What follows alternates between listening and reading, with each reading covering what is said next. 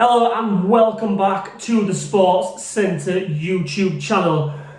Now, with football currently not on the calendar at the moment, pre-season is just around the corner. The main focus on all us fans and media is all about the transfer market. We all want to know who's coming into our clubs, who's going out of our clubs, and how much money we're going to spend on the team.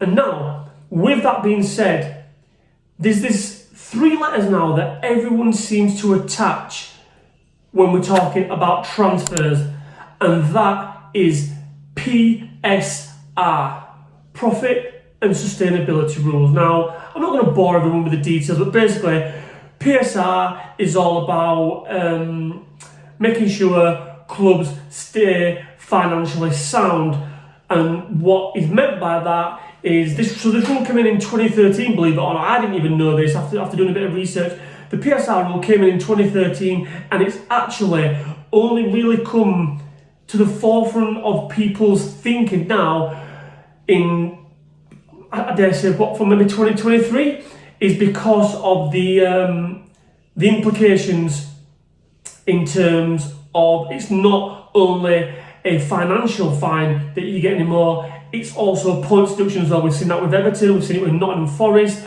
So clubs are thinking more about it now. And so PSR basically is clubs cannot lose more than 105 million over a rolling 3-year period. And as I say, this is basically put in place for clubs to maintain financial stability, because we've seen a couple of clubs, I think Bury and a few other, teams have gone out of business because they've basically spent above their means and they can't afford to pay their way anymore. So whenever we talk about transfers now, we always talk about this thing with PSR. But what clubs are finding out now, and this is what I want to talk about in terms of, is PSR, one, does it need rethinking? Does it actually work in terms of what it's there for? And I'll get onto that in a bit. But two, is it damaging to certain parts of the game? And I'll touch on this bit first. So clubs are finding a way around PSR now in terms of trying to bring more revenue into the club so they can spend more in the transfer market and put either more players or better players on the pitch. So clubs, the likes of Chelsea, so most of you will probably know, they're finding a way around it by they're selling hotels that they own to themselves in order to generate more revenue, so therefore they can spend more money. And I think it was a few days ago, Aston Villa confirmed that they sold their women's club, the women's football club back to themselves as a separate entity. So clubs are finding a way to kind of sell off their own assets, but and generate more revenue. Now, let's face it, this isn't breaking the rules, So clubs are doing this, and they're within the parameters of what's right and what's wrong. So no one can moan about it. But there's also the impact now that it's having on academy players, because what we see this happening a lot now when the clubs they're looking at selling off their academy players, because ultimately, if they've come through the academy, they've cost nothing. The club have spent nothing to bring that player in. So therefore, when they sell them, that figure goes straight onto their bottom line. Good in terms of your profit margin, but is it at the detriment to the academy players? And this is what I'm talking about as well in terms of, is it at the detriment to things such as the women's game? Will we find that the women's game ultimately, that the clubs who have a women's team under their badge, will they ultimately become, I dare say, a cash cow for generating money ultimately for the men's team? Because that's predominantly where all the revenue comes from, is to kind of feed the men's team. Is that going to become a detriment to women's football? Now, I'm not big on women's football, so I'm probably not in a position to answer it, but some of you guys that are watching this might be able to answer me. Do we think that clubs now kind of selling off things such as the women's team, that is going to have a knock-on effect on women's football? we've seen the massive growth in women's football over the last 10 years.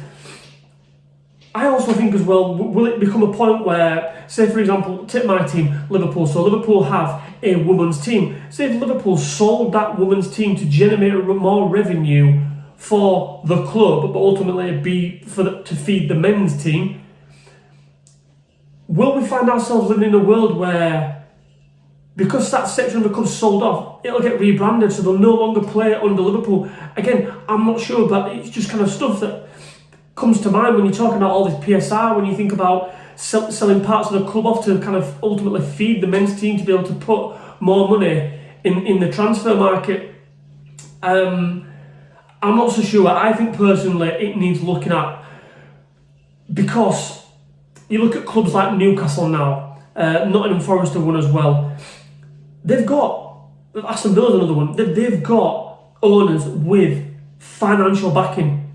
But ultimately, because their revenue is set at X, they can never spend much more above that. In terms they've got to stay in that parameter of the PSR rules.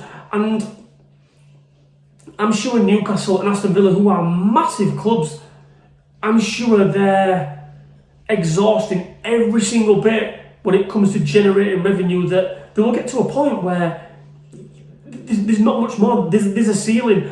And look, I'm very fortunate because the PSR rule now, how it plays out, it looks as though it's there to basically, it protects the big teams, if you like. So you think like your Man United, your Man Cities, Liverpool, Arsenal, Chelsea, Tottenham maybe to an extent.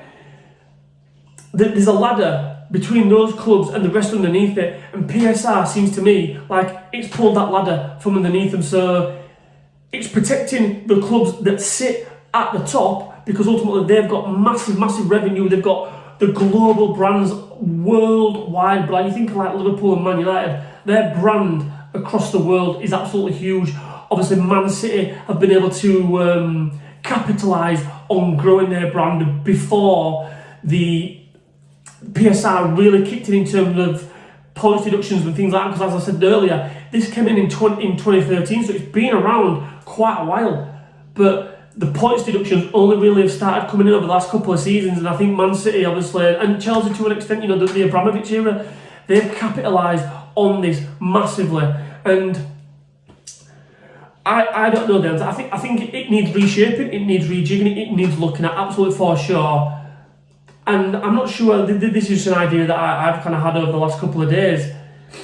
Do we set a time limit of, say, maybe 2 years, maybe 3 years, where, let's take Newcastle for example.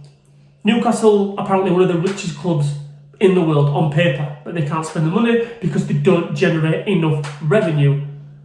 Why don't we allow the likes of Newcastle and Aston Villa, these clubs who have money but just can't spend it, why don't we say, okay, you've got 2 to 3 years, spend however much you want. But once you've done that, and then your PSR kind of comes back into play because you've been allowed a window of a certain amount of time to chase the likes of Man City and Liverpool and Chelsea and Arsenal. And yeah, you know what I'm getting at. Let me know, I'm interested to see, because I imagine there's so many people out there that support these kind of clubs, that get frustrated, that get really fucking pissed off because you know full well that your club has the capacity, has the fan base, has the backing to be able to chase Liverpool, City, Arsenal for the title, but you just can't spend the money. It must be frustrating as hell. And look, drop us comments in the below, let me know ideas. Should there be a gap where you can just basically free spend maybe 2 years, just there you go, do what you want, but after that you kind of have to fall back in line with the PSR. I don't know, I'm throwing ideas out there, but I want you guys to throw ideas back at me. Drop us some comments in the comment section below and let me know your thoughts. Give us a thumbs up if you like the video, and don't forget, hit that subscribe button right there. I'll catch you in a bit.